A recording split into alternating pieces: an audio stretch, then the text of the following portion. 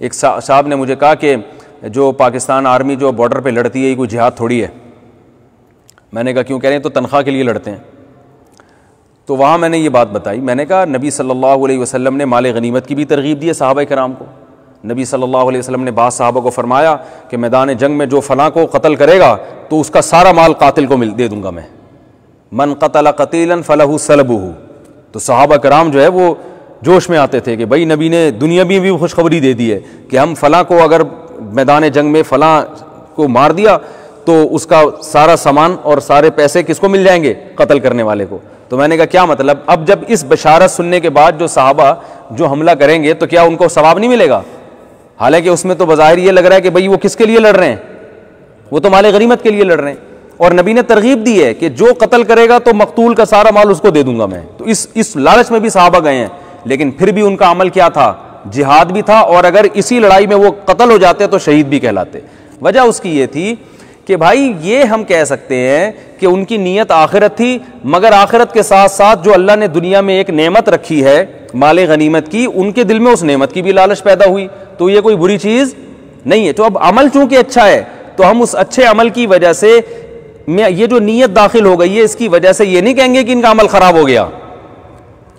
تو اسی طرح یاد رکھو یہ جو فوجی لڑ رہے ہوتے ہیں ملک کی حفاظت کے لیے, یہ بے شک تنخواہ لے رہے ہیں, مگر تنخواہ کی وجہ سے یہ نہیں کہہ سکتے کہ ان کا عمل ہی باطل ہو گیا, اور جو شہید ہوں گے ان کو شہادت کا اجر نہیں ملے گا, اور جو زخمی ہوں گے ان کو اجر نہیں ملے گا, اور جو لڑ رہے ہیں ان کو جہاد کا اجر نہیں ملے گا. یہ بے وقوفوں والی باتیں. یہ تو پھر کسی تمام صحابہ ہی آپ کی اس فہرست سے خارج ہو جائیں گے.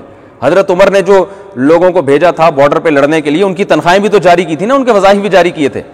تو اب جو لڑ رہا ہے بارڈر پہ اس کی نیت کیا ہے؟ صرف تنخواہ ہے یا ملک کی حفاظت بھی نیت ہے؟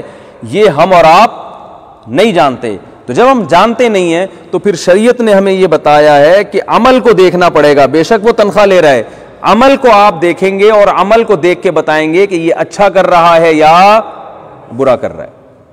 آپ کہہ سکتے ہیں حدیث میں تو آتا ہے قیامت کے دن ایک عالم کو لایا جائے گا, وہ کہے گا میں نے علم کو پھیلایا. ایک شہید کو لایا جائے گا, وہ کہے گا میں نے تیری راہ میں جان دی. اللہ کہے گا تو نے لوگوں کو دکھانے کے لیے دی. تو اس سے وہ شہید مراد ہے جس کی باقاعدہ نیت صرف اور صرف لوگوں کو خوش کرنا ہو. اگر لوگ نہ ہوتے تو یہ بالکل لڑتا ہی نہیں.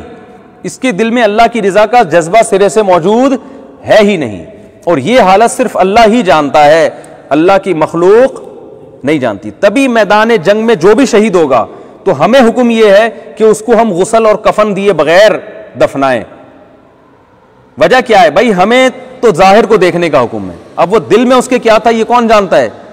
اللہ جانتا ہے. ورنہ شریعت ہمیں کہتی کہ جو میدان جنگ میں شہید ہو رہا ہے تو پہلے چیک کرو کہ اس کی نیت کیا تھی, اس کے دوستوں سے بلاؤ, حالات پوچھو, یہ تنخواہ کتنی لے رہا تھا ہے بھائی ٹھیک ہے نا, اس کے دل میں مال غنیمت تو نہیں تھی, تنخواہ اس کے تو اس کے کتنی تنخواہ ملنے والی تھی, کوئی ویڈیو کیمرے سے ریکارڈنگ تو نہیں ہو رہی تھی, پتہ چلا ہو سکتا ہے یہ بہادری دکھانے کے لیے کر رہا ہو. ہمیں شریعت نے کیا حکم دیا؟ جو میدان جنگ میں لڑتا ہوا شہید ہوگا, چاہے وہ تنخواہ لے رہا ہو یا نہ لے رہا ہو, چاہے اس کی ویڈیو بن رہی ہو یا نہ بن رہی ہو, شریعت نے حکم دیا کہ اسے نہ غسل دیا جائے گا اور نہ اسے کفن. یہ شہید کا اعزاز ہے کہ اللہ چاہتے ہیں کہ جس حال میں شہید ہوا اسی ایز اٹ از اس کو دفن کیا جائے, اور قیامت میں اسی طرح سے اس کو اٹھایا جائے, انہی کپڑوں میں, خون آلودہ کپڑوں میں. یہ اس کا اعزاز ہے.